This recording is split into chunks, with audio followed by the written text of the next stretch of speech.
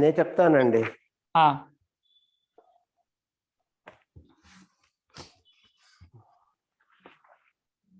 ఉమ్,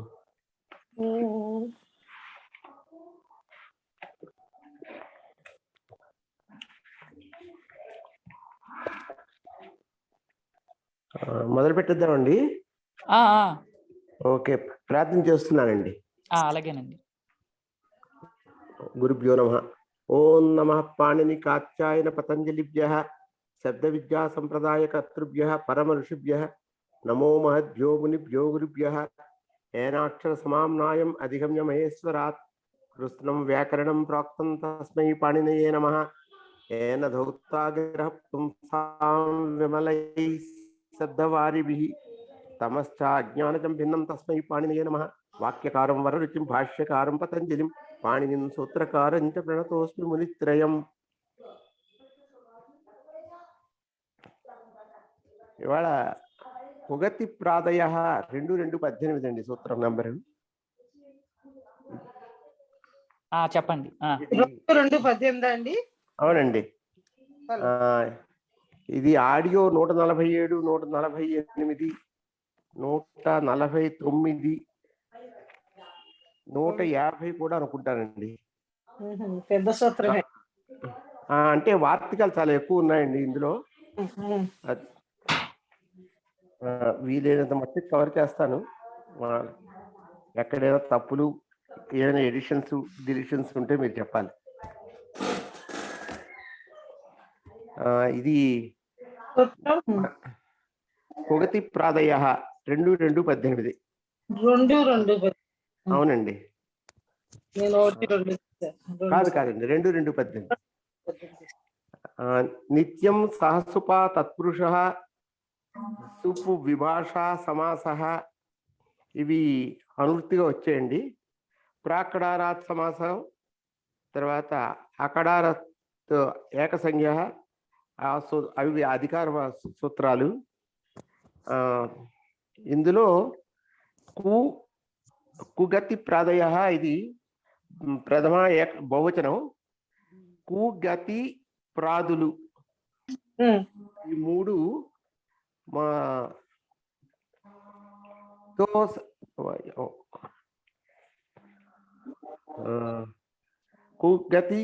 గతి సంఘికాలు, తర్వాత ప్రాదులు, ఇవి సమర్థమైన పదంతో సమసించి తత్పురుష సమాసం అవుతాయండి. అది మెయిన్. ఈ కు అన్నది అవ్యయం, తర్వాత గతి సంఘికాలు, మాల ప్రాదులు, వీటిలో ఇవి సమసిస్తాయి. మనం అనుకున్నట్టుగా నిత్యం అనువృత్తిగా వచ్చింది. తర్వాత గతి సంఘికాలు, ఉపపద సంజ్ఞ, కారకం, ఈ మూడు సుబుత్పత్తికి ముందే సమాసం పొందుతాయి. గతి సంఘికం, ఉపపద సంజ్ఞ, కారకం, ఈ మూడు కూడా సుబుత్పత్తికి ముందే సమాసం పొందుతాయి అనేటటువంటిది ఒకటి ఇందులో. తర్వాత కుగతి ప్రాదయ సమర్థ్యేన శబ్దాంతరేణ సాన్నిధ్యం సమస్యంతే తత్పురుషత్వ సమాసో భవతి. కు పాపార్థే అంటే పాపం అనేటటువంటి అర్థంలో అవ్యయాన్ని వాడారు. దానికి ఎగ్జాంపుల్ కు పురుష.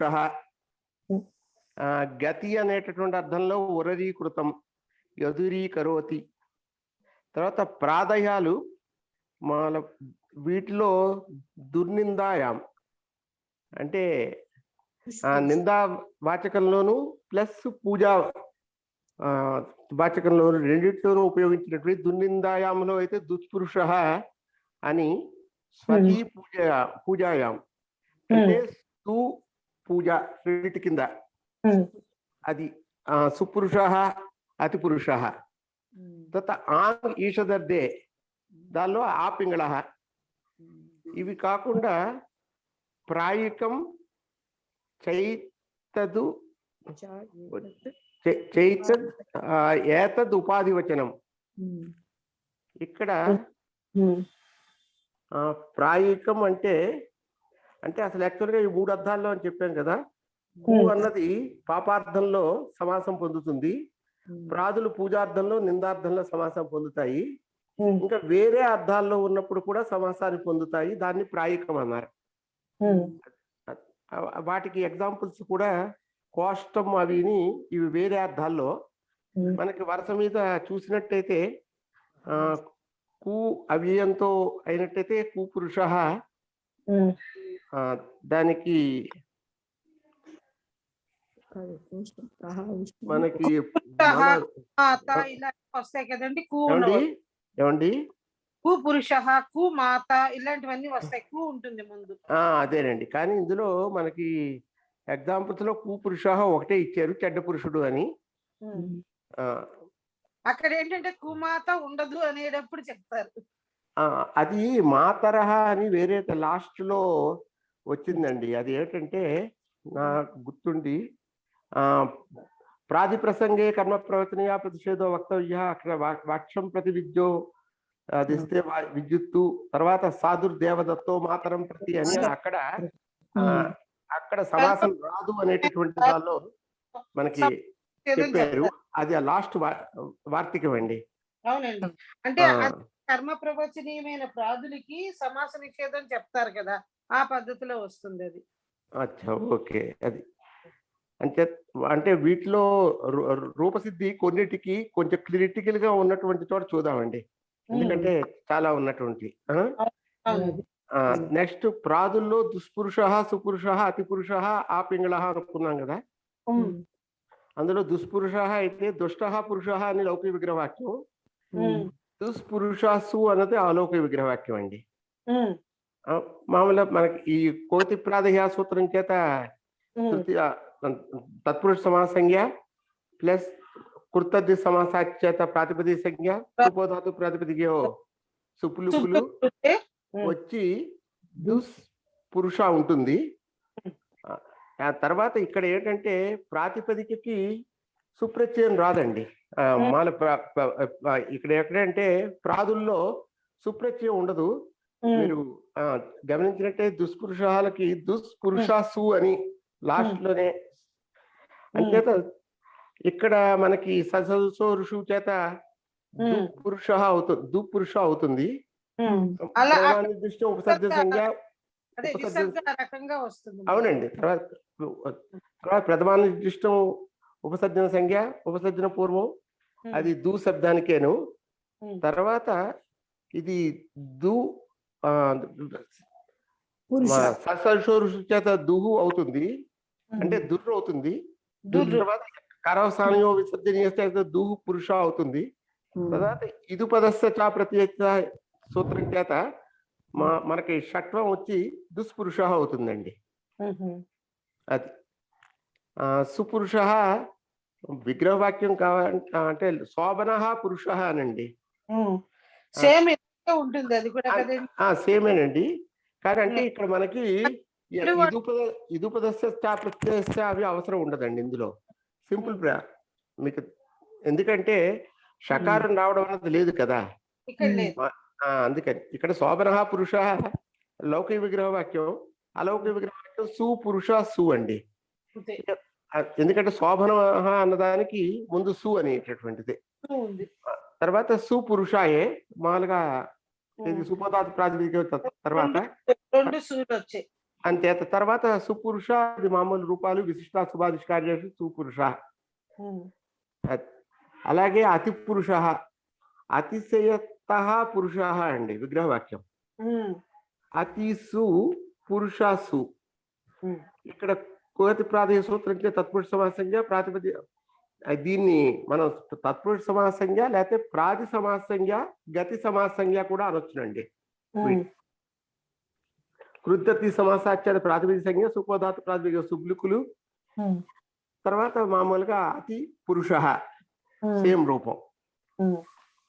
అలాగే ఆ పింగళ, ఆ పింగళ అంటే ఈషత్ పింగళ అనండి.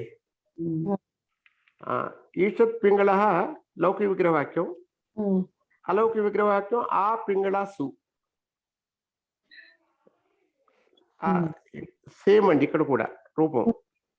తర్వాతకు వచ్చేటప్పటికి కోష్టం, అది కోష్టం అంటే ఈషద్ ఉష్ణం అని విగ్రహవాక్యం అండి. ఆ తర్వాత అలౌకిక విగ్రహవాక్యం కూసు ఉష్ణ సు అండి. అది తర్వాత సుపోధాతు ప్రాతిపదిక చేత కు ఉష్ణ అవుతుంది. ఇదే మనం చెప్పినటువంటిది వేరే అర్థాల్లో ఉన్నప్పుడు కూడా సమాసాన్ని పొందుతాయి. ప్రాయికం అన్నటువంటి దానికి ఇవి ఎగ్జాంపుల్స్. అందులో ఈషదద్దే అనేటటువంటి సూత్రం 6-3-105 అండి. ఇందులో 6-3-105 ఇది కు ఉష్ణ అంటే మనకి సుపోధాతు ప్రాతిపదిక తర్వాత సుబ్లుకులు వచ్చాక కు ఉష్ణ ఉంటుంది. తర్వాత ప్రథమ నిర్దిష్టం ఉపసర్జనం సంజ్ఞ పూర్వం అది కూకే. కు స్థానంలో కా ఆదేశంగా వస్తుంది, వచ్చి కా ఉష్ణ అవుతుందండి. ఆ తర్వాత ఆద్గుణ సూత్రం చేత కోష్ణ అవుతుంది. తర్వాత విశిష్టా సుభాదిష కార్యేషు కృతేషు చేత కోష్టం కోష్ణం అది రూపం. మరొక రూపం కవోష్ణం అనండి. దీనికి కూడా విగ్రహవాక్యం అలౌకిక విగ్రహవాక్యాలు సేమ్. ఈషద్ ఉష్ణం కూసు ఉష్ణ సూయే. సుపోధాతు ప్రాతిపదిక కూష్ణ అవుతుంది. ఆ తర్వాత ఇది కోష్ణం కూ శబ్దానికి కవం కా అనేవి వికల్పంగా ఆదేశం అవుతాయండి. ఇది సూత్రం ఏంటంటే కవం చోష్ణే అని 6-3-107 అండి ఈ సూత్రం. ఈ సూత్రం చేత ఈ కూ శబ్దానికి కవం కా అనే వికల్పంగా ఆదేశం అవుతాయి. అయి కవ ఉష్ణ అవుతుందండి. ఆ తర్వాత ఆద్గుణ సూత్రం చేత కవోష్ణ అవుతుంది. తర్వాత కవోష్ణం అప్తవం సూత్రం మామూలుగా విశిష్ట సుభాష్ కార్యేషు. మూడోది రూపం కదుష్ణం అనింది. అది కూడా ఈషద్ ఉష్ణమే. కూసు ఉష్ణసు సుపోధాతు ప్రాతిపదిక చేత కు ఉష్ణ అవుతుంది. ఇక్కడ కో కత్ తత్పురుషే చి అని 6-3-101 అండి సూత్రం. ఈ సూత్రం చేత కు అనే పదానికి కత్ ఆదేశంగా వస్తుందండి. నేను అనుకోవడం కత్తు మళ్ళీ జలాంజశోధ సూత్రం చేత కద్ అవుతుంది. అది ఒకసారి కొంచెం క్లారిఫికేషన్ గురువు గారు గుర్తుంచుకుని చెప్తే. వచ్చిన తర్వాత ఇక్కడ రూపం అంతేనండి. అది మా కదుష్ణం అవుతుందండి. తర్వాత కద్దు ఉష్ణ, తర్వాత కదుష్ణం అంటే యాక్చువల్గా అక్కడ కత్త ఆదేశంగా వస్తుంది. కత్త ఆదేశంగా వచ్చిన తర్వాత నేను అనుకోవడం ఏంటంటే జలాంజశోధిస్తే కద్దు అవుతుంది అనుకుంటా. అంతే కదోష్ణం. తర్వాత దుర్నిందాయాత్ అనుకున్నాం కదా. దుర్నిందయాత్లో దుష్పురుష, తర్వాత స్వతీ పూజాయాం చేత సుపురుష, ఆంగ్ ఈశ్వదే చేత ఆపింగళ. ఈ వీటిలో దుష్కృతానికి దుఃఖేన కృతం అనే విగ్రహవాక్యం అండి. దుష్కృతాసు అలౌకిక విగ్రహవాక్యం.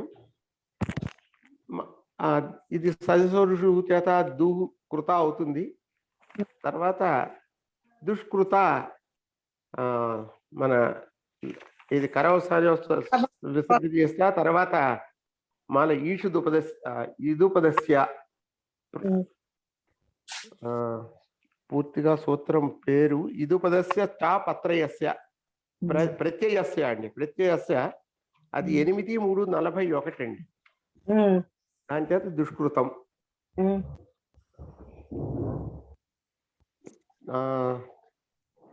తర్వాత వార్తికాలు ఉన్నాయండి. ఇందులో ప్రాదయో గతాద్యర్థే ప్రథమయ అంటే ఇక్కడి నుంచి ఇప్పటిదాకా చెప్పినవన్నీ ప్రథమ విభక్తి అర్థంలో చెప్పారు. ఇక్కడి నుంచి తక్కినటువంటి విభక్తి అర్థాల్లో పంచమి విభక్తి దాకా చెప్పినట్టుగా అనిపిస్తుంది నాకు. ఇందులో తక్కినటువంటి వార్తికాలన్నీ ఒకటి. ఫస్ట్ వార్తికం ప్రాదయోగతాధ్యర్థే ప్రథమయ. ఇది ప్రగత ఆచార్య ప్రాచార్య ప్రాంతే వాసి. వీటికి ప్రగత ఆచార్య అన్నది ప్రగతాచార్య విగ్రహవాక్యం. ప్రాచార్య అన్నది సమస్త పదం. ప్రాంతేవాసి దానికి కూడా ప్రగత అంతేవాసి. ప్రా మొదలైన శబ్దాలు ప్రథమాంతంతో సమసిస్తాయి అనేటటువంటిది ప్రాచార్య. దీనికి ప్రగత ఆచార్య, ప్రాచార్య, ప్రా ఆచార్య.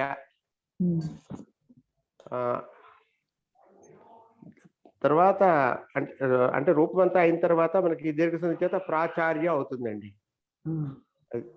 అలాగే ప్రాంతేవాసి ప్రగత అంతేవాసి. ప్రా అంతేవాసిన్ సు అది అలౌకిక విగ్రహ వాక్యం. సుప్లుకులు వచ్చిన తర్వాత ప్రా అంతేవాసిన్. ఇక్కడ కూడా ప్రాదులకి మనకి మామూలుగా సుబంతం లేదు, చాటడం అనేది లేదండి. ఓన్లీ చివరిలో ఉన్నటువంటి దానికే సుబంతం. ప్రాంతేవాసిన్, ప్రాంతేవాసి లాస్ట్ ఆఖరి రూపం.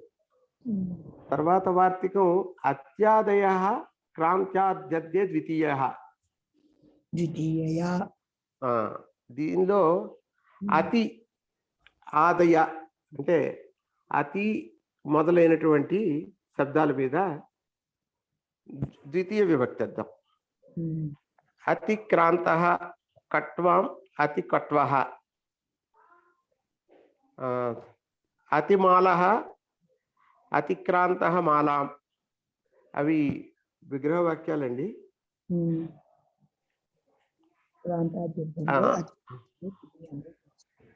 అతి కట్వ అం.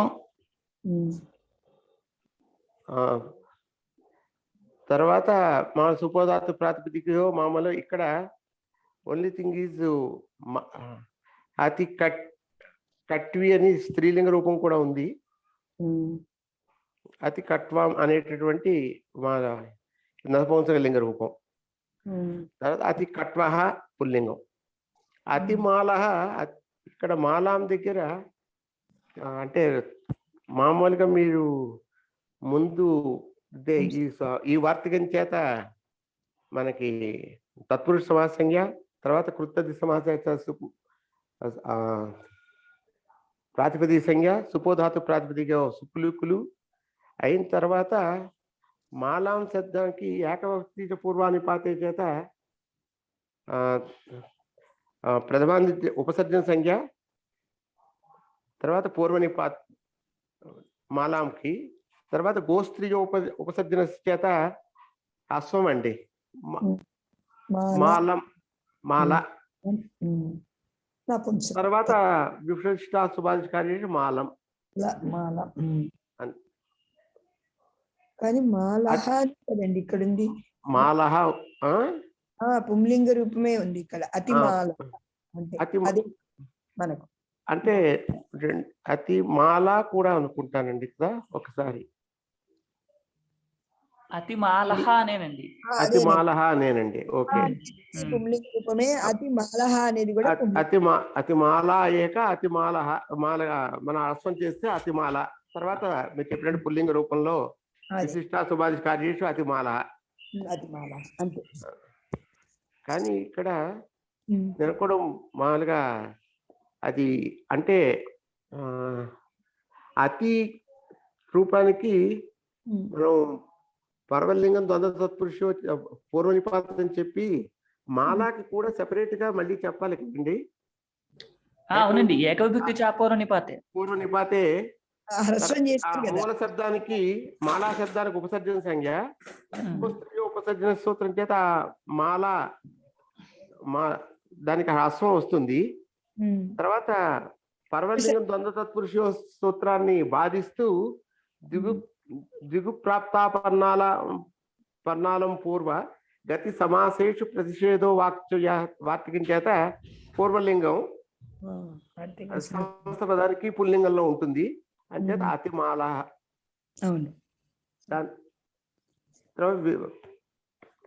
విశేష సుభాషిషు కార్యేషు కృతేషు అతిమాల. తర్వాత వార్తికం అవాదయ కృష్ణాద్యే తృతీయ. దీనికి ఎగ్జాంపుల్ అవకృష్ణ కోకిలేయ అవకోకిల. ఇందులో కృష్ణాద్యార్థాలు తెలిపే అవాదులు కృష్ణ తృతీయాంతంతో సమసిస్తాయి. అంతకుముందు మనం ద్వితీయం చూసాం, ఇప్పుడు ఇది తృతీయం. కృష్ణ కృష్ణ అంటే ఆహ్వానించడం అనేసి అర్థం అండి. కృష్ణ ఆహ్వానించడం. ఉదాహరణ అవకోకిల. ఇక్కడ కృష్ణ కోకిలయా లౌకిక విగ్రహవాక్యం అండి. అవ కోకిలాసు అన్నది అలౌకిక విగ్రహవాక్యం. సుపోధాతు ప్రాతిపదికలో కృతజ్ఞ సమాసాచ, తర్వాత సుప్లుకులు వచ్చిన తర్వాత అవ కోకిల అవుతుంది. ప్రథమాంతిష్టం సమాస ఉపసర్జనం అవ శబ్దానికి, ఉపసర్జన సంజ్ఞ పూర్వనిపాతం అవ కోకిల. తర్వాత కోకిల శబ్దానికి ఏకవ్యక్తికి పూర్వనిపాతే చేత కోకిల శబ్దాన్ని ఉపసర్జన సంజ్ఞ, తర్వాత గోస్త్రీ ఉపసర్జన సంజ్ఞ ఉపసర్జన సూత్రం చేత అశ్వం కోకిల అవుతుంది. ఇక్కడ పర్వలింగం ద్వంత తత్పురుష సూత్రాన్ని బాధిస్తూ మనకి దిగు ప్రాప్తాపన్నాలం పూర్వ గతి సమాసేష ప్రతిషేధో వాచ్య ఆ వార్తికం చేత పూర్వలింగం వచ్చి కోకిలకి ఇది కోకిల ఉపసర్జన సంజ్ఞ. బట్ ఏ లింగం అని చూస్తున్నాను, పుల్లింగమే కదా. పుల్లింగమే అవకోకిల. సమస్త పదం పుల్లింగం. అవకోకిల. తర్వాత విశిష్టా సుభాషిత కార్యేషు కృతేషు కోకిల. తర్వాత పర్యాదయో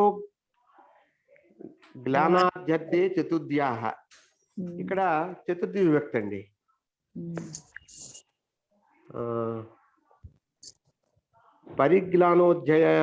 అధ్యయనాయ గ్లాన అధ్యయనాయ అనేటటువంటిది లౌకిక విగ్రహ వాక్యం. పరి అధ్యయన ఏ అనేటటువంటిది అలౌకిక విగ్రహ వాక్యం అండి. అధ్యయన ఏ పరి. తర్వాత ఇక్కడ ఓన్లీ థింగ్ ఇకో అణచి సూత్రం చేత మాల ఇక్కడ కూడా మనకి పరికి ఉపసర్జన సంజ్ఞ పూర్వనిపాతం. అలాగే అధ్యయన శబ్దానికి పర్వలింగం ద్వంద్వ తత్పురుషం అని బాధిస్తూ మనకి ఇది ఇక్కడ ఏక విభక్తి చ పౌర్వనిపాతే అపూర్వనిపాతే. తర్వాత అధ్యయనం అనేటటువంటి నపుంసకలింగం.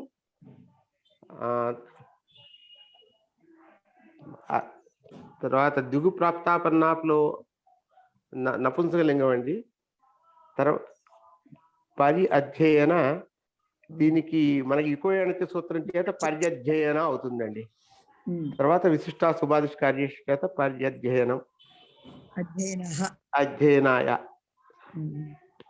చతుర్థి విభక్తి. ఇక్కడే అలం కుమారే అలం కుమారి అనేటటువంటి చెప్పారు. కానీ ఈ ఇదేమైందంటే ఈ పర్యాదయో గ్లానాధ్యర్థే చతుర్థ్యాలో ఇది పరి మొదలైనటువంటి పదాలలో ఉంది, అలం కాదు, అందుకని సమాసం రాదు ఇక్కడ. అలాగని మళ్ళీ చతుర్థి తదర్థార్థ బలహిత సుఖ రక్షితై అని 2:36 సూత్రం అండి. దాని చేత అందులో చతుర్థి తత్పురుష సమాసం మొత్తం అక్కడ చెప్పారు ఆ సూత్రంలో. అంటే ఏది తదర్థార్థంలో బలి హిత సుఖ రక్షితై అనేటువంటి పదాల మీద చతుర్థి విభక్తి వస్తుంది అని. అక్కడ ఆ సూత్రం చేత కూడా అలం లేదు అందులో కూడా.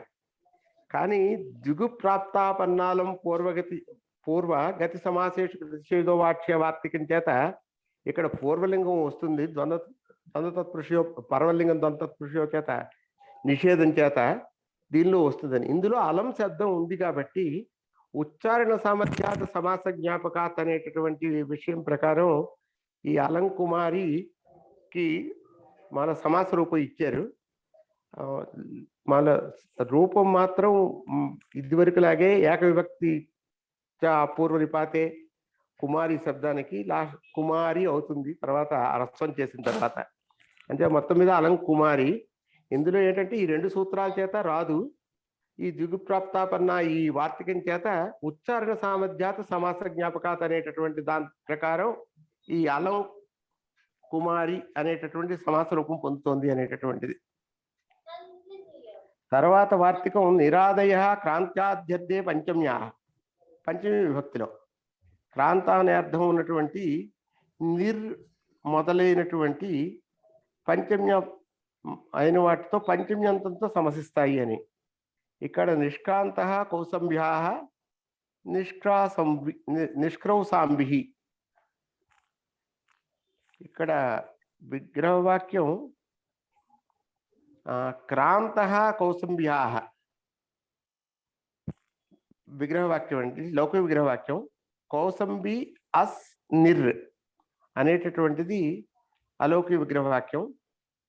మనకి అది సుప్పోదాత ప్రాతిపదికలో సుప్లుకులైన తర్వాత కౌసంబి నిర్ మిగులుతుంది. నిర్ మన పూర్వ విపాతం.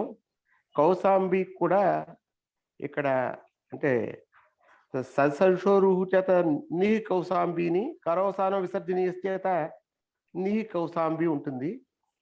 ఈ నీరుకి మనకి ఉపసర్జన సంజ్ఞ పూర్వ నిపాతం. అలాగే కౌసాంబికి ఇక్కడ ఏకవిభక్తిచ పూర్వ నిపాతే చేత ఉపసర్జన సంజ్ఞ, గోస్త్రియో ఉపసర్జన చేత స్వరూపం కౌసంబి అయిన తర్వాత నీర్ కౌసంబి. ఇక్కడ తర్వాత నిష్కౌసాంబి అవుతుంది. ఇది ఇదుపదస్య చ ప్రత్యయస్స సూత్రం చేత షట్వం వచ్చి. అలాగే నిర్గత వారణాసి, ఇది నిర్వారాణసి, అది క్రాంత వారణస్యా అన్నది విగ్రహవాక్యం. అలౌకిక విగ్రహ వాక్యం వారాణసి అస్ నిర్, సేమ్ రూపం అండి. తర్వాత మరొక వార్తికం ఇవేన సహ నిత్య సమాసో విభక్తి అలోప పూర్వపద ప్రకృతి స్వరత్వంచ వక్తవ్యం. ఇక్కడ ఇవ అనే పదంతో సమాసం ఉంటుంది అని. ఎగ్జాంపుల్ వాససి ఇవ,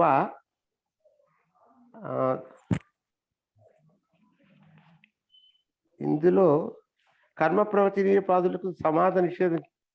ఈ తర్వాత సుబంతం ఇవ శబ్దంతో సమసిస్తుందని, విభక్తికి లోపం రాదని సమాసంలోని. అంటే ఇక్కడ ఏంటంటే వాసస్ ఔ ఇవ అనేటటువంటిది అలౌకిక విగ్రహవాక్యం. కానీ ఇందులో సుప్లుకులు జరగవండి. దీనికి ఈదు ద్వివచనం అనేటటువంటి సూత్రం 1:1:11 చేత ఈ ఊ ఏ వీటికి ద్వివచనం వచ్చినటువంటిది. అంటే వాసస్ ఔ ఇవ, ఇక్కడ వాససి ఇవ అని సంధి సంహిత కింద విసంధి కింద ఉంటుందండి. వాససి ఇవ సమాస రూపం పొందిన సంధి మాత్రం విసంధి. ఇది వాససి ఇవ. దీనిలో వాససి ఇవ.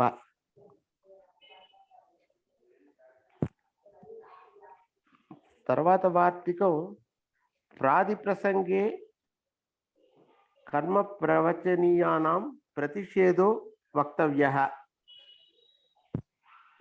ఇక్కడ సమాస నిషేధం చెప్పారు. కర్మ ప్రవచనీయమైన ప్రాదులకు సమాస నిషేధం. ఇలా వృక్షం ప్రతి విద్యోతతే విద్యుత్, సాధుర్దేవదత్తో మాతరం ప్రతి అని ఈ 2 ఎగ్జాంపుల్స్ను. ఈ రెండిటి చోట ప్రతి అనే శబ్దం వృక్ష శబ్దంతోనూ మాతృ శబ్దంతోనూ సమసించలేదు.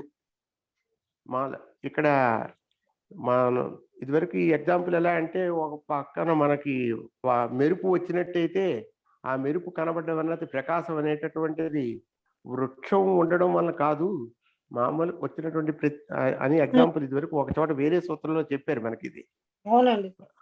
మెరుపు అదే ఉంటుందండి. వృక్షం ప్రతి విద్యోతతే విద్యుత్ అంటే మెరుపు ప్రకాశిస్తుంది కానీ వృక్షం మెరుపునివ్వదు. అది ఇవ్వదు. మెరుపు వృక్షం వైపు వస్తుంది. అందుకని ఇక్కడ మనకి నిషేధం చెప్పి ఇక్కడ సమాసం రాదు. ఈ ఈ మాతరం అనేటటువంటి దాంతోనూ వృక్షము ఈ రెండు పదాలతో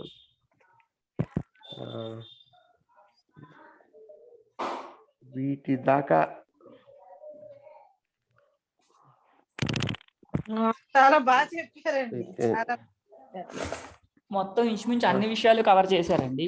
చాలా బాగా చెప్పారు. మళ్ళీ తర్వాత చెప్పినప్పుడు ఇంకొకసారి కూడా మీరు చెప్పిన సూత్రం గుర్తుపెట్టుకుని మళ్ళీ చెప్పండి.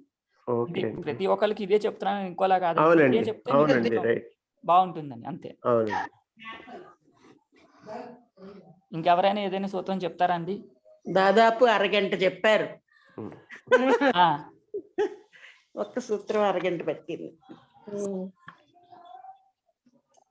వార్తికాలు ఎక్కువ ఉన్నాయి కానీ వార్తికాలు గురువు గారు చెప్పినట్టుగా కొంచెం ఇంకా కొంచెం కవర్ చేయవలసినటువంటి అవసరం ఉందంటే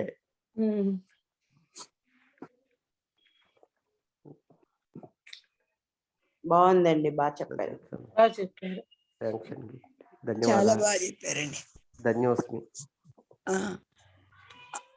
అన్నిటినీ కవర్ చేశారు, వార్తికాలన్నిటినీ చెప్పారు బాగా. ఇది ఓకే అండి. 147, 148, 149, 150లో కొంచెం భాగం. ఇవి మొత్తం 4 ఆడియోలండి. 147, 147, 48, 49, 150లో బిగినింగ్. ఎందుకంటే ఈ అలంకారి అలంకుమారి ఇది ఆ రోజు కవర్ చేయలేపారు. ఆయన చూసి చెప్తానని చెప్పి ఆ రోజున సెపరేట్ గా మన్నాడు వచ్చి కవర్ చేశారు. ఈ ఉచ్చారణ సమాస జ్ఞాపకాత్తి ఇవన్నీ ఆ రోజు అది. అందుకే 150లో కొంచెం అదిని తర్వాత 2 వార్తికాలను ఇవేన సాన్నిధ్య ప్రాది ప్రసంగే ఈ 2 150లోనండి. తక్కిందంతా 149 దాకా కవర్ అయిపోయాయి. అది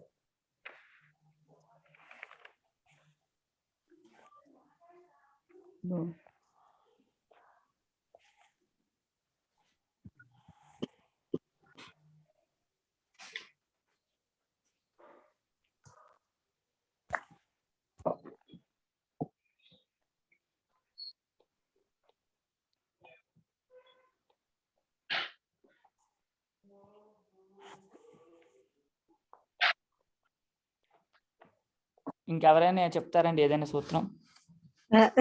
ప్రయత్నించరా అండి? చెప్పండి. చెప్పండి తప్పకుండా మేడం. చెప్పండి రామలక్ష్మి. కర్తరీప్సితమం కర్మ. ఇది సూత్రం నెంబర్ ఎంత మేడం? 2, 4, 49 అండి. ఇదంతా చెప్పాక సేమ్ దీంట్లాగే ఉంటుంది. తదాయుక్తం చానీప్సితం. ఈ 2 ఎంతసేపు పట్టదో చెప్తాను. అలాగే 2, 4, 2, 3, 49 ఏమోనండి కదా? అవును, ఎందుకంటే కారక ప్రత్యయంలో కాదు అది కూడా కాదండి. కర్తరీప్సితమం కర్మ 1, 4, 49 అండి. అది ఎందుకంటే కారక ప్రత్యయంలో కదా, అందుకనే 1, 4, 49. అదే ఓకే. ఇది 49, అది 50 అండి. 1, 4, 46 పేజీ. కర్తరీప్సితమం కర్మ. కర్తు ఇది క్రియయా ఆప్సుమిష్టితం కారకం కర్మ సంజ్ఞా స్యాత్. ఇది సూత్ర ప్రకార కర్మ సంజ్ఞా విధానాత్ సంజ్ఞా సూత్రమిదం. పదపరిచయ కర్తృ ఇది షష్ఠ్యంత పదం, ఈప్సితమం ఇది ప్రథమాంత పదం, కర్మ ఇది ప్రథమాంత పదం, అనువృత్తి కారకే. సూత్రార్థః కర్త స్వయం వ్యాపారేణ యం వక్తుం అర్థాత్ సంబంధం ఇచ్చతి తత్ కారకం కర్మ సంజ్ఞా భవతి. అత్ర సూత్రే కర్తుః ఇత్యత్ర షష్ఠి విభక్తిః తస్య చ వర్తమానే ఇతి సూత్రేణ ఆప్ ధాతోః సన్ ప్రత్యయ కృతే, అంటే ఆప్ ప్లస్ సన్ అంటే సన్ ప్రత్యయంతో వస్తుంది కదా ఈప్సితత, మతి బుద్ధి పూజ్యో యచ్చ ఇది సూత్రేణ వర్తమాన కాలే త ప్రత్యయే, త ప్రత్యయం అంటే ఈప్స ప్లస్ త, ఈప్సత వస్తుంది. అతిశయే తమప్పు ప్రత్యయ కృతే ఈప్సిత తమం ఇది శబ్దః సిద్ధ్యతి. ఈ శబ్దం వచ్చింది. ఆప్ ధాతుః అర్థ వ్యాప్తి సన్ ప్రత్యయస్య అర్థః ఇచ్చ, త ప్రత్యయస్య అర్థః విషయః. అత్ర వర్తమానత్వం అవివక్షితం తమ ప్రత్యయేన ప్రకర్షః లభ్యతే.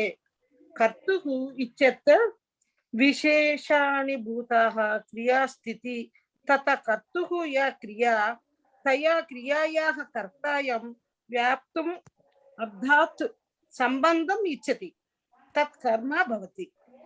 అత్ర తమ గ్రహణేన యః ప్రకర్షః లభ్యతే, యత్ర ప్రకర్షః లభ్యతే తత్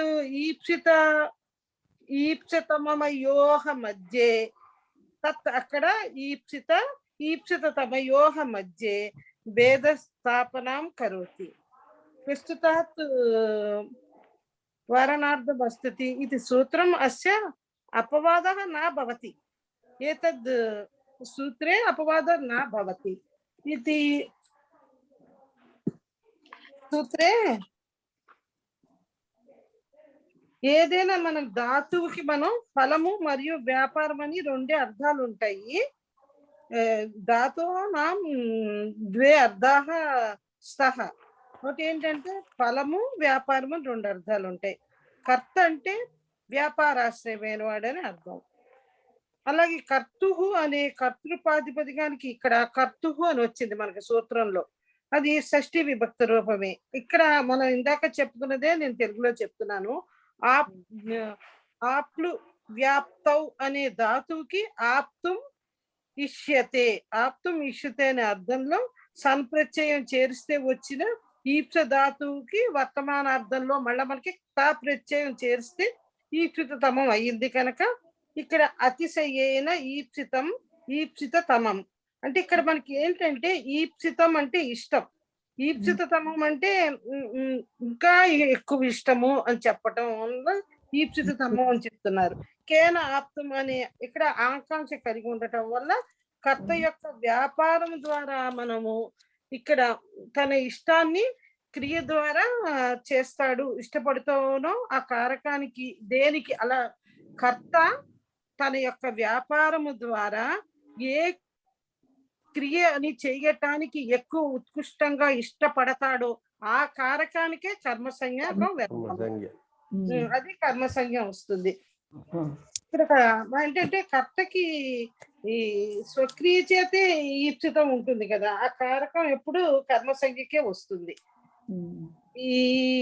ఇందులో మనం ఉదాహరణ ఏం చెప్పుకోవాలి అని అనుకుంటున్నానంటే కర్తుః క్రియాయాః ఫలాశ్రయః కర్మ అని కూడా మనం కర్మను సంబోధిస్తూ ఉంటాము.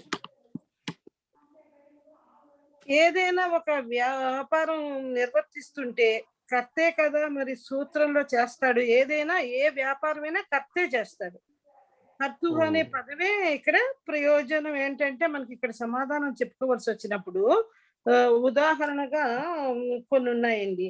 కటం కరోతి అంటే చాపను అల్లుతున్నాడు అంటే కర్త తన క్రియ చేత మిక్కిలిగా ఇష్టమైన పని చేస్తున్నాడు అన్నమాట. ఇక్కడ కటం కరోతి. అలాగే గ్రామం గచ్చతి గ్రామానికి వెళుతున్నాడు అనే చోట కూడా ఇక్కడ గమన క్రియ చేత మిక్కిలిగా పొందింది. ఇదేంటి ఈప్సితమైనది గ్రామం. అతనికి గ్రామానికి వెళ్ళటం అనేది ఎక్కువ ఇష్టం కనుక ఇక్కడ గ్రామానికి కర్మసంజ్ఞ వచ్చింది. ఇక్కడ మనకి క్రియను జనింపజేసేది అంటాం కదా, కరోతి ఇది కారకం అంటాం. కరోతి అంటే కారకం అని వ్యుత్పత్తార్థం కూడా చెప్పుకుంటాం.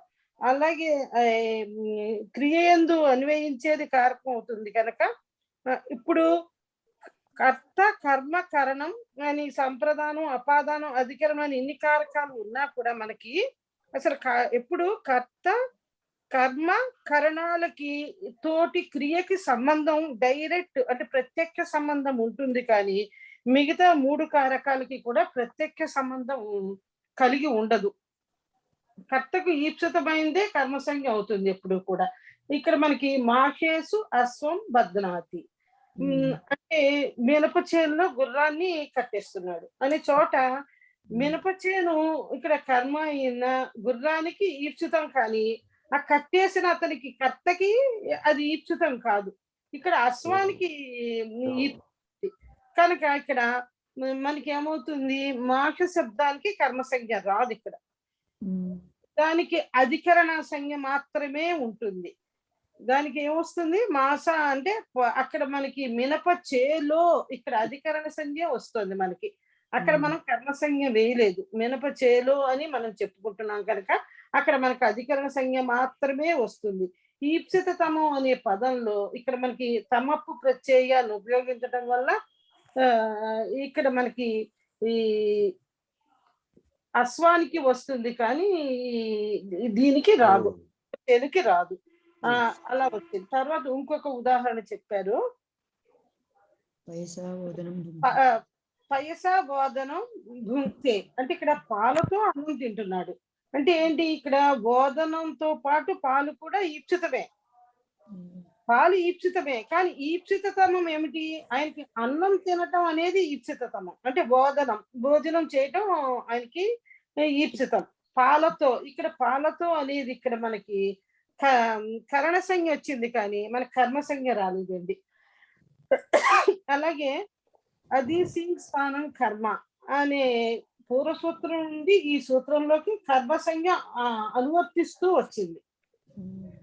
ఈ సూత్రంలో కర్మ శబ్దాన్ని చెప్పడంలో మనకి ఆధారో అధికరణం, ఇక్కడ ఆధారం వచ్చింది కదా, ఆధారో అధికరణం అనే సూత్రం నుండి ఆధార శబ్దం ఇందులోకి అనువర్తించి ఉండటం ఉంది.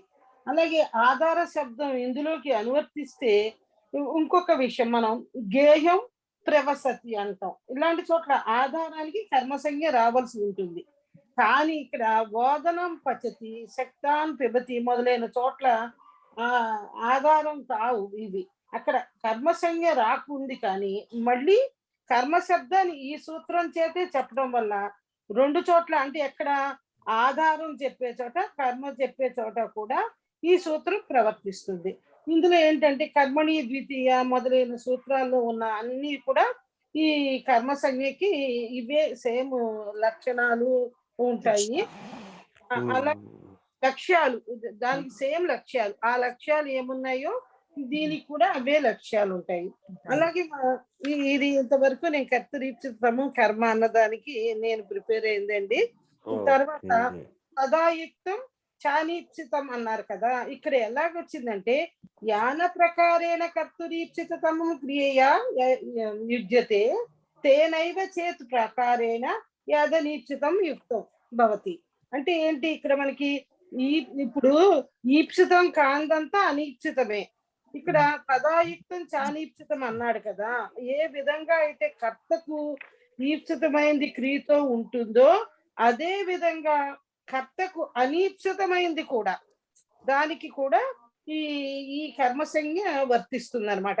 ఈ ఇష్టమైన దానికి ఈ ఈప్సితమైన దానికి ఎలా మనం కర్మసంజ్ఞని విధిస్తున్నామో అలాగే చానీప్సితం అంటే ఆయనకి అనీప్సితమైన దానికి కూడా మనం కర్మసంజ్ఞ విధిస్తాం. దీనికి ఏంటి 2 ఉదాహరణలు చెప్పారు. విషం భక్ష్యతి అంటే విషం తింటున్నాడు. ఎవరికి విషం తినటం అనేది ఇష్టం ఉండదు కదా, విషం అనేది కర్తకి ఈప్సితం కాదు, అసలు ఆయనకి ఇష్టం కాదు, అది అనీప్సితమే. అయినా సరే ఈ సూత్రం చేత ఇక్కడ కర్మ సంజ్ఞకమే వస్తుంది, అందువల్ల ఏంటి కర్మ ద్వితీయమే వస్తుంది కర్మకి. అలాగే చోరాన్ పశ్యతి దొంగలను చూస్తున్నాడు. గ్రామం గచ్చాన్ వృక్ష మూలాన్య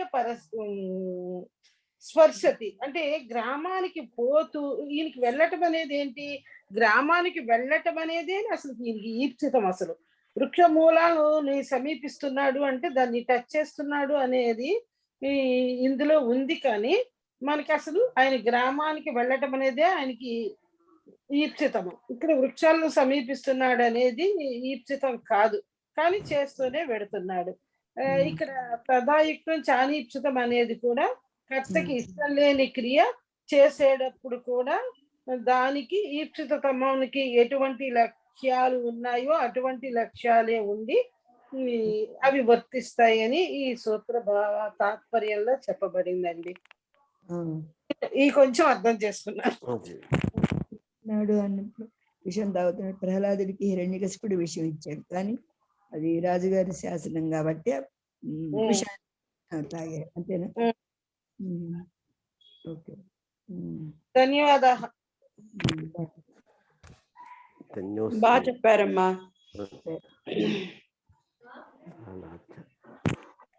ఇంకెవరైనా చెప్తారండి?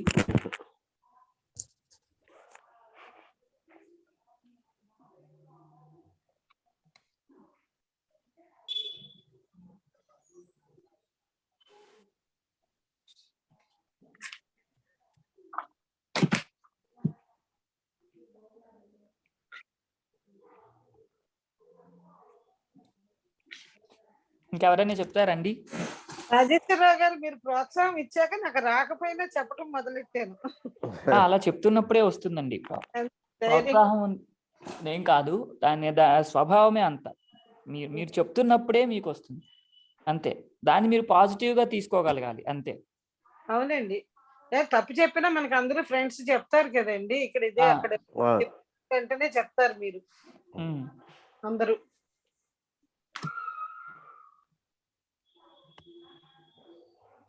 ఇంకెవరైనా చెప్తారా అండి?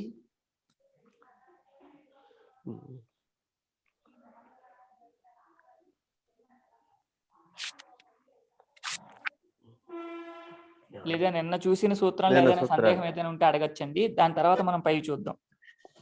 లేదంటే మీరు ఏదైనా ఇంకెవరైనా చెప్తారంటే ఎవరైనా చెప్పచ్చు.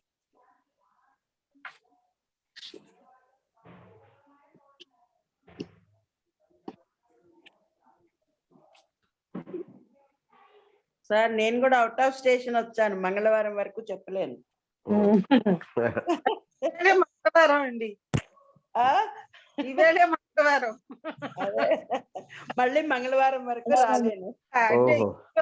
అంటే ఈ రోజే మంగళవారం కదా అనుకున్నాను. అదే, వింటాను. ఈ వారం రోజులు వినడమే.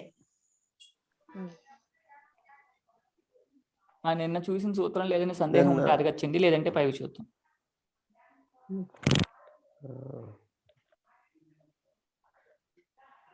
నిన్న మనం ఈ ఉపజ్ఞోపక్రమం తదాద్యాచిక్షాసాయం అనే సూత్రం చూసాము.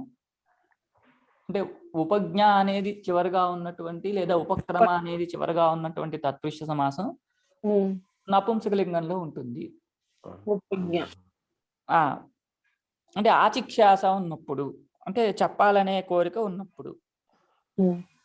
ఏది చెప్పాలనే కోరిక అంటే ఆ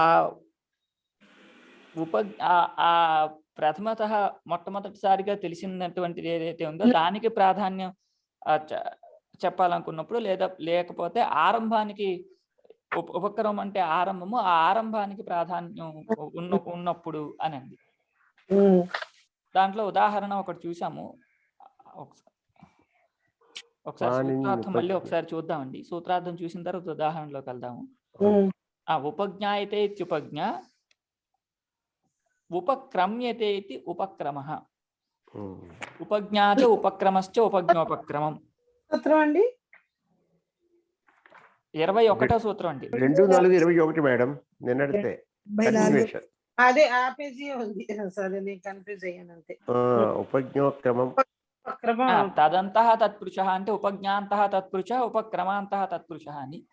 తదంతః తత్పురుషః నపుంసకలింగో భవతి. తదాది ఆచిక్షాసాయాం తయోః ఉపజ్ఞోపక్రమయోః ఆదేః ఆచిక్షాసాయాం గమ్యమానాయాం.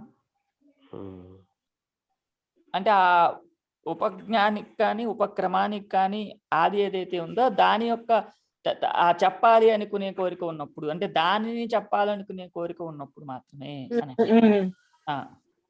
ఆఖ్యాతుమిచ్చ ఆచిఖ్యాస యది ఉపజ్ఞేయస్య ఉపక్రమ్యస్య చ అర్థస్య ఆదిః ఆఖ్యాతుమిష్యతే. అంటే ఉపజ్ఞేయమైన ఉపక్రమ్యమైన ఏదైతే ఉందో దాని యొక్క ఆది దాని యొక్క ప్రాథమ్యాన్ని చెప్పాలి అనుకునే కోరుకున్నప్పుడు ఈ నపుంసకలింగం అనేది లింగం వస్తుంది వస్తుంది. అని అండి. దానికి ఉదాహరణ పాణిన్యుపజ్ఞం అని చూసాం. పాణినేహే ఉపజ్ఞ పాణిన్యుపజ్ఞం అనండి. పాణినేహ ఉపజ్ఞ అనేది లౌకిక విగ్రహవాక్యము, పాణినింగస్ ఉపజ్ఞాసు అనేది అలౌకిక విగ్రహవాక్యం. ఇంకా ప్రక్రియ అంతా నేను చూశాను కాబట్టి చూడట్లేదు. పాణిన్యుపజ్ఞం అని అయింది. ఈ పాణిన్యుపజ్ఞం అన్న తర్వాత ఏంటి పాణిన్యుపజ్ఞం అనే దగ్గర ఇక్కడ పాఠ భేదంతో గ్రంథం మనకి కనిపిస్తుందండి. ఒకటేమో ఒక పాఠమేమో అకాలకం వ్యాకరణం అని, రెండోదేమో అకాలాపకం వ్యాకరణం అనండి. అకాలాపకం వ్యాకరణం అనేది ఒక పాఠం, అకాలకం వ్యాకరణం అనేది ఒక పాఠం. అంటే పాణిని చేత మొట్టమొదటిగా చూడబడింది వ్యాకరణం, అంతవరకు సరిపోయింది. కానీ ఆ వ్యాకరణం మొట్టమొదటిగా చూడబడింది అంటే మొట్టమొదటిగా తెలియబడింది, దృష్టమనే అర్థం కాదు, తెలియబడింది అని అర్థం. పాణినిచే మొట్టమొదటిగా తెలియబడింది అంటే ఏంటి? పాణినిచే మొట్టమొదటిగా తెలియబడింది అంటే వ్యాకరణం అనేది మనం ఎప్పటి నుంచో అనాది అని చెప్తున్నాం. వ్యాకరణం వేదాంగం, వేదం ఎలా అయితే అనాదో ఆ వేద అంగమైనటువంటి వ్యాకరణం కూడా అనాదే. ఇప్పుడు అనాది అయినటువంటి వ్యాకరణం పాణిని చేత మొట్టమొదటిసారిగా తెలియబడడం ఏంటి అనేది ఒక ప్రశ్న. దానికి పూరణ కింద ఇక్కడ ఒక వాక్యం చెప్తున్నారు. ఏమని? అకాలకం వ్యాకరణం అనండి. అంటే అకాలకం అంటే ప్రాచీన వ్యాకరణాల్లో కొన్ని వ్యాకరణాల్లో కాలహ అని ఒక అధికార సూత్రాన్ని చెప్పి ఈ కాలాధికారంలో చెప్పినటువంటి కార్యాలు వస్తాయి అని చెప్పారండి. అంటే కాలహ అని చెప్పి అద్యతన అనద్యతన అని చెప్పి ఇట్లా అద్యతన అనద్యతన భేదంతో కాలాధికారాన్ని విభజించి ఆ కాలాధికారంలో చెప్పిన కార్యాలు వస్తాయి అని వేరే వ్యాకరణాల్లో వివరించారు. పాణినీయ వ్యాకరణంలో అటువంటి కాలాధికారం అనే ప్రసక్తి ఏమీ లేదు. ఇంకా అలాంటి కాలాధికారం అక్కర్లేదు అని దాన్ని ప్రత్యాఖ్యానం చేస్తారు పాణిని గారు. మనకి ఈ రెండో అధ్యాయంలో మొదటి పాదంలో మొదటి అధ్యాయం రెండో పాదంలో ఇట్లాగా మొదటి అధ్యాయం రెండో పాదంలో ఒక సూత్రం ఉందండి. కాలోపసర్జనే తుల్యం అనే ఒక సూత్రం ఉంది. అంటే కాల అనే అధికారాన్ని కానీ లేదా ఉపసర్జనం అనే దాన్ని కానీ కాలోపసర్జనే తుల్యం అంటే ఏంటి? సమానం అంటే అశిష్యత్వం సమానం అన్నమాట. అంటే ఈ రెండింటిని కూడా చెప్పక్కర్లేదు అని. కాలాధికారాన్ని కానీ ఉపసర్జన అనే సంజ్ఞాదులను కానీ వేరే వ్యాకరణాల్లో చెప్పినట్టుగా చెప్పక్కర్లేదు. అది ముందే చెప్పబడ్డాయి కనుక ముందే చెప్పబడ్డాయి కాదు, వేరే వ్యాకరణాల్లో చెప్పిన వాటిని పాణిని గారు ఇక్కడ అక్కరలేదు అని వాటిని ప్రత్యాఖ్యానం చేస్తున్నారు. అర్థమైందండి? ప్రథమ ద్వితీయ మొదలైన సంజ్ఞలు ప్రాచీన వ్యాకరణాల్లో ఉన్నాయి. ఆ వ్యాకరణాల్లో ఉన్న సంజ్ఞల్ని ఇక్కడ తీసుకుని ప్రాతిపదికార్థ లింగ పరిమాణ వచ్చిన మాత్రమే ప్రథమ కర్మని ద్వితీయ మొదలైన విధానం చేశారు. అంటే ఏంటి? ప్రాచీన సంజ్ఞల్ని తీసుకుని విధానం అనేది ఇక్కడ చేశారు కొన్ని చోట్ల. ఇటువంటి చోట కాలాహ మొదలైన అధికార సూత్రాలు లాంటివి ఉన్నా కూడా వాటిని ఏమి తీసుకోకుండా అది అక్కరలేదు అనే విషయాన్ని చెప్తున్నాం. అర్థమైందండి? ఎందుకని అక్కర్లేదు అంటే దానికి ఒక యుక్తి చెప్పారు. లోకతః సిద్ధత్వాత్ అంటే లోకం నుండే మనకి కాలం అంటే ఏంటో తెలుస్తుంది కాబట్టి వీటికి అద్యతనం ఇది అనద్యతనం ఇది అనేటువంటి విషయాన్ని మనం ప్రత్యేకంగా చెప్పక్కర్లేదు అని చెప్పారన్నమాట. అంటే ఈ కాలాహ అనే దాన్ని చెప్పకుండా కొత్తగా చెప్పినటువంటి వ్యాకరణం అకాలకం వ్యాకరణం అనండి. అకాలకం అంటే నవిద్యతే కాలహ కాలాధికార యస్మిన్ తత్ అకాలకం. అకాలకం అంటే వ్యాకరణం. ఏ వ్యాకరణం అంటే పాణినీయం వ్యాకరణం. కాలాహ అనే అధికారాలు కాలాహ అనే సంజ్ఞాదులు లేనటువంటి వ్యాకరణము పాణిని చేత మొట్టమొదటిగా తెలియబడినటువంటి వ్యాకరణము అనండి. అందరికీ అర్థమైందా అండి?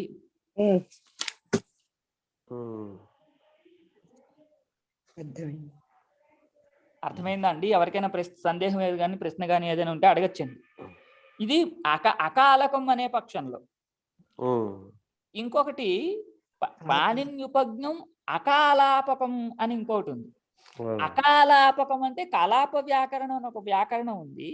ఆ కలాప వ్యాకరణాన్ని కాకుండా అంటే ఆ కలాప వ్యాకరణంలో చెప్పిన దాన్ని అనుసరించకుండా చెప్పబడినటువంటి వ్యాకరణం అంటే అకాలాపకం అనే ఒక అర్థం తెలుస్తోందండి. అదేనండి. అకాల వ్యాకరణాన్ని అనుసరించకుండా స్వంతంగా రాయబడినది అనండి. అచ్చా. అకాలాపు వీటిల్లో అకాలకం వ్యాకరణం అనేదే పాఠం అదేంటి యుక్తంగా కనిపిస్తోందండి. ఎందుకంటే న్యాసంలోనూ పదమంజరిలోని ఈ అకాలకం అనే దాన్ని వివరించారు. ఈ అకాలాపకం అనే దాన్ని ఎవరు వివరించలేదు. కానీ కొన్ని కాచిక పుస్తకాల్లో కనిపిస్తోంది. కాశిక వ్యాఖ్యానాలైన న్యాస పదమంజరుల్లో ఇవి లేదు కాబట్టి, దీన్ని వ్యాఖ్యానించలేదు కాబట్టి ఇది ఆధునిక పాఠం ముద్రణా దోషం వల్ల వచ్చిందని ఒకటి అనుకోవాలి. లేదు దీన్ని అన్వయం చెప్పాలి అంటే ఇందాక నేను చెప్పినట్టుగా చెప్పాల్సి వస్తుంది. కాబట్టి మీరు నేర్చుకునేటప్పుడు మాత్రం అకాలకం వ్యాకరణం అనే నేర్చుకోండి. అంటే కాలాధికారం లేనటువంటి వ్యాకరణం, అటువంటి వ్యాకరణము పాణిని చేత తెలియబడింది, మొట్టమొదటిసారిగా తెలియబడింది అనే అర్థంలో పాణినేహే ఉపజ్ఞ అనే విగ్రహ వాక్యంలో పాణిన్యుపజ్ఞం అనేది సమస్త పదము. అర్థమైందండి? అర్థమైంది. ఇక్కడ ఒక్కసారి దీంట్లో ఉన్న పంక్తి చూద్దామండి. పాణిన్యుపజ్ఞం అకాలకం వ్యాకరణం పాణినేహ ఉపజ్ఞానేన ప్రథమత ప్రణీతం. అంటే పాణిని యొక్క స్వంతంగా తనకి తెలియడం చేత మొట్టమొదట రచించబడింది, ప్రణీతమయ్యింది. అది పాణిన్యుపజ్ఞం. ఎటువంటిది అది? అకాలకం వ్యాకరణం, అంటే కాలాధికారం లేనటువంటి వ్యాకరణం. అర్థమైందండి?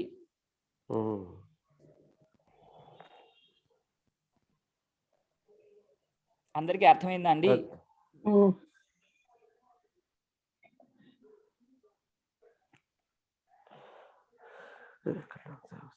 శర్మ గారు మీరేదో చెప్పాలనుకుంటున్నారండి? లేదండి. ఇక్కడ దీని తర్వాత ఇది అందరికీ అర్థమైందంటే పై ఉదాహరణలోకి వెళ్దాం. అకాలకం ఒకటి, అకాలాపకం వద్దన్నారు కదా. అవునండి, అనేది ఎవరు వివరించలేదు. అకాలకం అంతే కదండి. మనం కూడా మర్చిపోవచ్చు దాన్ని. అదే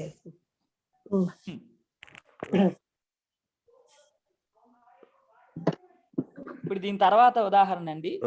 వ్యాడ్యుపజ్ఞం దశహుష్కరణం అనండి. అంటే వ్యాడినా అనక్కర్లా, వ్యాడేహే ఉపజ్ఞ వ్యాడ్యుపజ్ఞం అనండి. అంటే వ్యాడి అనే ఒక వైయాకరణుడు, ఈయన పాణినికి మేనమామ అవుతారు అని చెప్తారండి. ఈయన కూడా ఒక వ్యాకరణం రాశారు. అంటే ఆయన చేత మొట్టమొదటిగా తెలియబడినది ఏంటి అంటే దశహుష్కరణం. అంటే ఈయన కాలాధికారాన్ని చెప్పడం కోసం దుహు కుహు అనేటటువంటి కొన్ని సౌమ్యులను చెప్పారు అని చెప్తున్నారండి. వస్తుతః ఈయన రాసిన వ్యాకరణాలు ఏమో మనకు దొరకట్లేదు. వ్యాఖ్యానాలని బట్టి వీళ్ళు ఇలా చేశారు అనేదాన్ని మనం కొంచెం ఊహాప్రాయంగా తెలుసుకోవాలంతే. అని వీళ్ళు రాసిన వ్యాకరణాలు ఉన్నాయి అని మనకు కొన్ని పేరుని బట్టి తెలుస్తున్నాయి, కొన్ని అసలు పేరుని బట్టి కూడా తెలియట్లేదు. దీనికి తద్దితల్లో మనకి సౌపహ తైనహ అంటారు. సౌపహ తైనహ అంటే ఏంటంటే సుప్రత్యాన్ని ఆశ్రయించుకుని చేసినటువంటి గ్రంథం సౌపహ అనండి. సౌపహ గ్రంథ అంటే అందులో ఇంకేం ఉండదు, సుప్రత్యాన్ని ఆశ్రయించుకుని వచ్చే కార్యాలు మాత్రమే ఉంటాయి. అంటే సుబంత శబ్దాధికారం అంతా కూడా, అలాగే కారకాలు ఇవే ఉంటాయి, మిగిలినవే ఉండవు దాంట్లో. అలాగే తైనహ అనే ఇంకొకటి తింగ్ ప్రత్యయాలను ఆశ్రయించుకుని ఉన్నటువంటి గ్రంథం. ఇటువంటి గ్రంథాలు ఏమో మనకి వాస్తవానికి ఉన్నట్టుగా దొరకట్లేదు. ఉన్నాయి అనే మనకి వాటి పేర్ల వల్ల ఒక కల్పన మాత్రంగా తెలుస్తున్నాయి అంతే. అలాగే ఈ వ్యాడి రాసినటువంటి కూడా అంతే. ఇదే కాదండి, చాలా వ్యాకరణాలు మనకి లుప్తం అయిపోయాయి. యథావత ఈ వ్యాడేహే ఉపజ్ఞ అనేది లౌకిక విగ్రహ వాక్యము, వ్యాడి అస్ ఉపజ్ఞాసు అనేది అలౌకిక విగ్రహ వాక్యం. మిగిలిన ప్రక్రియ అంతా నిన్న చూసినట్టుగానే ఉంటుందండి, ప్రక్రియలో మార్పు ఏమీ లేదు. ఎవరైనా రూపం చెప్తే చెప్పచ్చండి. చెప్తే కాదండి, ఎవరైనా ఒకళ్ళు చెప్పండి. వ్యాడ్యుపజ్ఞం ఎవరైనా చెప్తారండి? రూపాలు చెప్పిన వాళ్ళు కాకుండా మిగిలిన వాళ్ళు చెప్పండి. అదే సూత్రాలు చెప్పిన వాళ్ళు కాకుండా.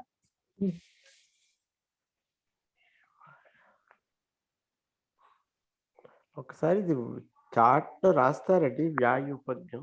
ఆహా, అందులో పుస్తకంలో లేదా అండి? అంటే ఇందులో లేదు కానీ అంటే రాజన్ గారు మీరు పంపించిన దానిలో ఉంది కానీ కొంచెం ఆ అక్షరం అర్థం అవ్వలేదు నాకు. ఉండండి రాస్తా. యావత్తు కొమ్ము వ్యాడ్యుపజ్ఞం. వ్యా దాకా ఉంది, తర్వాత ఏమిటో తెలియలేదు నాకు. డాకు యావత్తు. చూద్దామండి ఒక్కసారి. దశ హుష్కరణ వ్యాడ్యుపజ్ఞం. అచ్చా, నేను వ్యాయి అనుకున్నానండి, అది అందుకని. అచ్చా వ్యాడ్యుపజ్ఞం.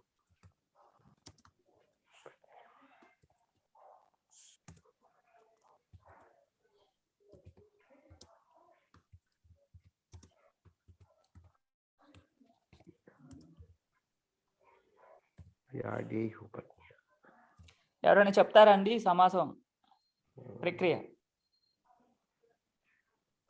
వ్యాడ్యేహే ఉపజ్ఞం అండి. వ్యాడే ఉపజ్ఞ.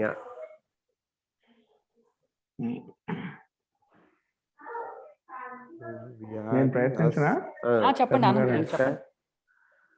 ఓకే. వ్యాడ్యేహే ఉపజ్ఞం వ్యాడ్యుపజ్ఞం అనేది సమస్త పదం అండి. వ్యాడ్యేహే ఉపజ్ఞం అనేది వ్యాడేహ ఉపజ్ఞ అనండి. ఇక్కడ మనం ఉపజ్ఞ అనేది స్త్రీలింగ శబ్దం. మనం లౌకిక విగ్రహవాక్యంలో చెప్తున్నప్పుడు ఉపజ్ఞ అనే చెప్పాలి. మనం సమాసం వచ్చిన తర్వాత అది నపుంసకలింగంలో మారిపోతుంది సమస్త పదం. వ్యాడే వ్యాడః అంటే అది వ్యాడ్యుపజ్ఞం. వ్యాడిహి అనేది వైయాకరణుడి పేరండి. వ్యాడిహి అన్నమాట. ఈకారాంత పుల్లింగ శబ్దం. అవునండి. వ్యాడేహే వ్యాడేహే ఉపజ్ఞ. ఉపజ్ఞ అనేది లౌకిక విగ్రహవాక్యం. వ్యాడి జస్ ఉపజ్ఞ సు అనేది అలౌకిక విగ్రహవాక్యం అండి. దీనికి షష్ఠి అనే సూత్రం చేత సమాస సంజ్ఞ, తత్పురుష సమాస సంజ్ఞ, తర్వాత కృత్తద్ధిత సమాసశ్చ అనే సూత్రం చేత ప్రాతిపదిక సంజ్ఞ, సుపోధాతు ప్రాతిపదికయో అనే సూత్రం చేత సుబ్లుకు రాగా వ్యాధి ఉపజ్ఞ స్త్రీ దీంట్లోనే ఉంటుంది కదా. ఉపజ్ఞ అనే రూపం అంతే. ఉపజ్ఞ అండి దీర్ఘం ఉంటుందండి. అదే దీర్ఘం ఉంటుంది, అదే చెప్తున్నాను. ఉపజ్ఞ అనే చెప్తున్నాను. వ్యాధి ఉపజ్ఞ అనే రూపం వస్తుందండి. దీనికి ఇకో ఎణచి చేత వ్యాధి ఉపజ్ఞ పూర్వనిపాతం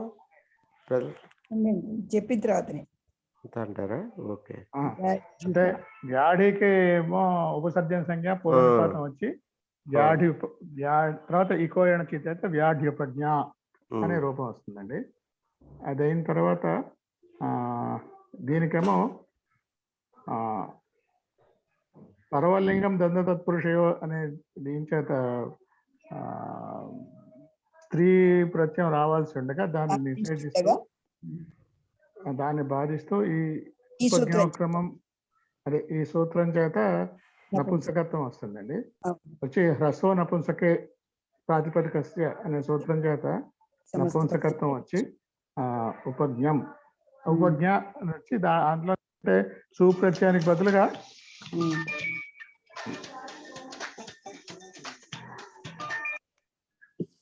ఇదొక ఆలోచన. సుప్రత్యయానికి బదులుగా అమాదేశం తర్వాత అమి పూర్వ వచ్చేత వ్యాధిపజ్ఞం అనే రూపం ఏర్పడుతుంది. అంతేనండి. అవునండి. అందరికీ అర్థమైందండి? ఎవరికైనా సందేహం ఏదైనా ఉంటే అడగచ్చు, లేదంటే పై విషయంలోకి వెళ్దాం.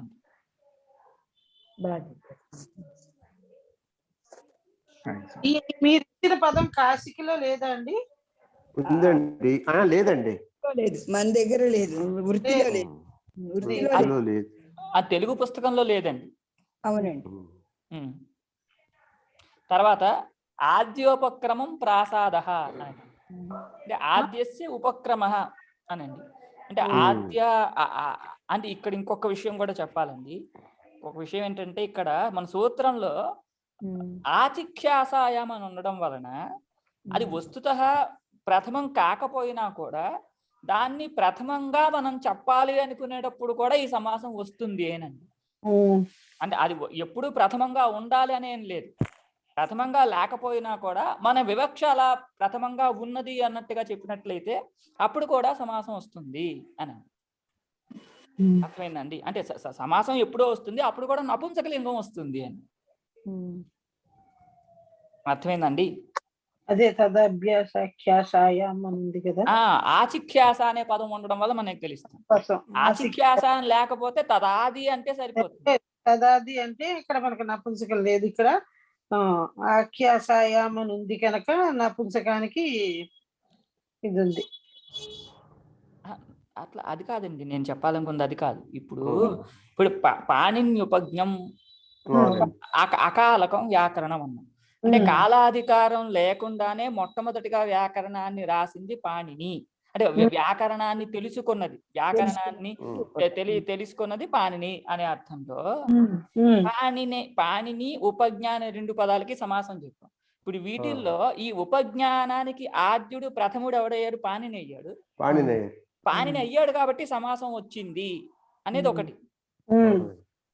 ఇప్పుడు ఆచిఖ్యాస అనే పదం ఉండడం వలన ఇప్పుడు పాణినే మొదలు అవ్వడం అనేది అవ్వక్కర్లా.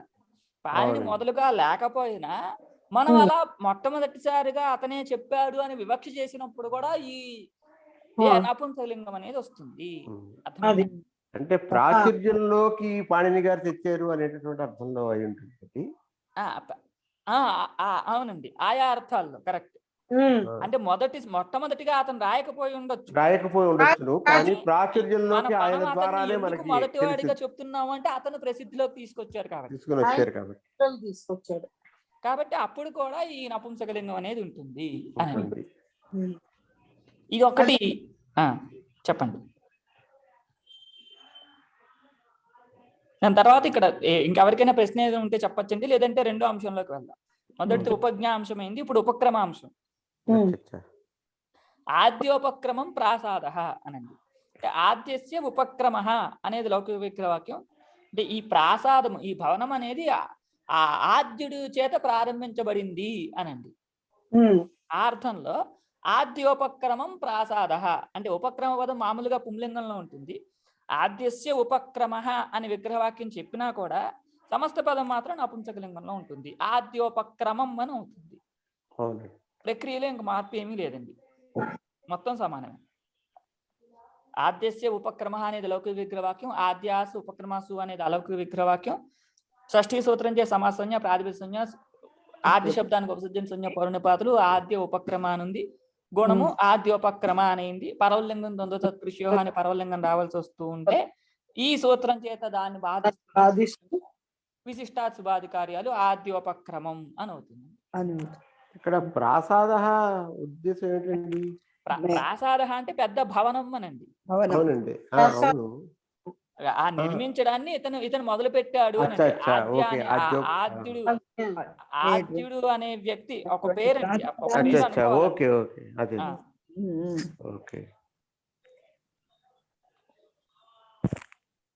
ఎవరైనా చెప్తారా అండి? ప్రక్రియలో మార్పు ఏమీ లేదు.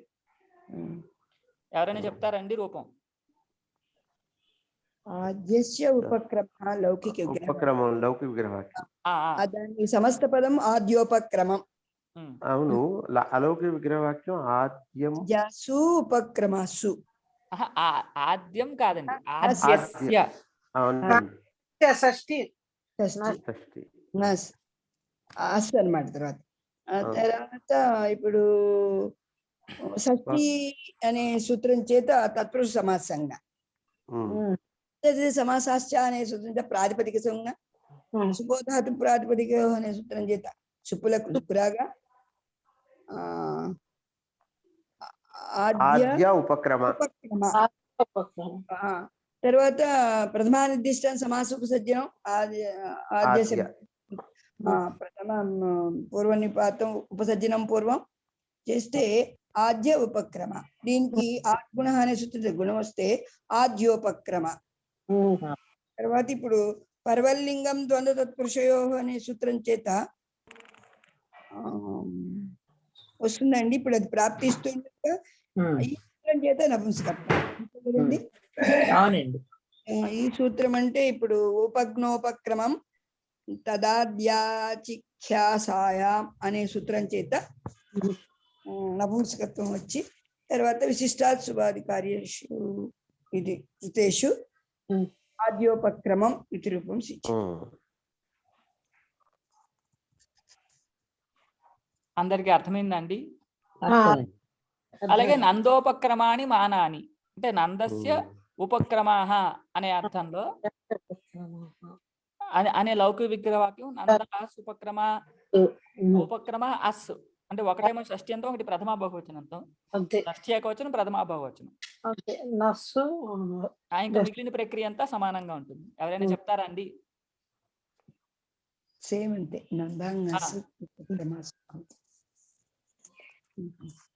హరి ఓం.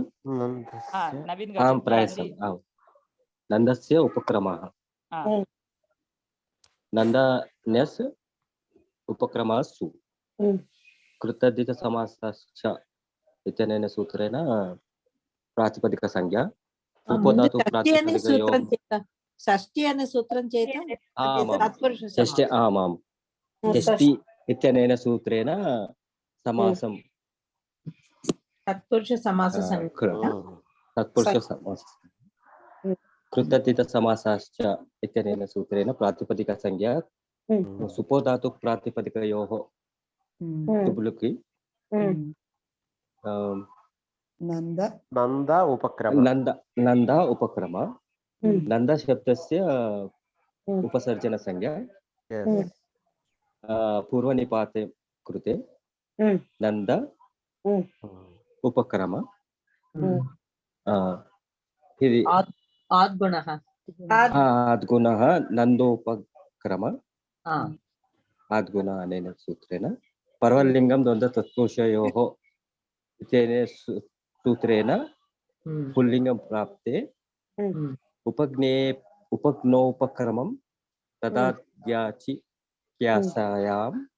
ఇత్యనేన సూత్రేణ తస్య పాదకో భవతి.